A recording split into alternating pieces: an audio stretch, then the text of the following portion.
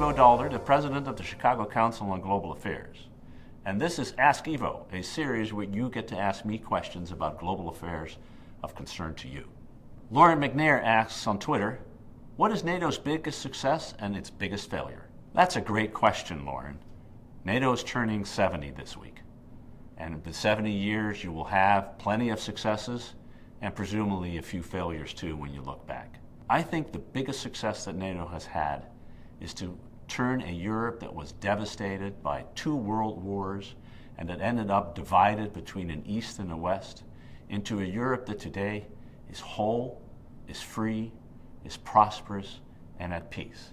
NATO was essential to bringing that about. First, by helping Europe in the West to rebuild itself and to deter the Soviet Union from invading Western Europe.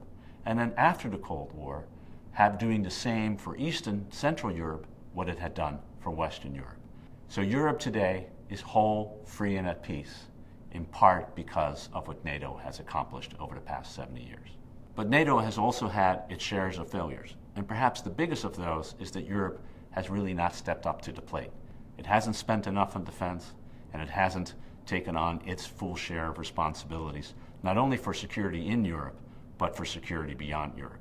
NATO, to be effective in its next 70 years, will have to be an alliance in which the United States and Europe are more equal when it comes to the sharing of burdens and the sharing of responsibilities. 70 years is usually a time for organizations like people to retire, but I don't think NATO is ready for retirement yet.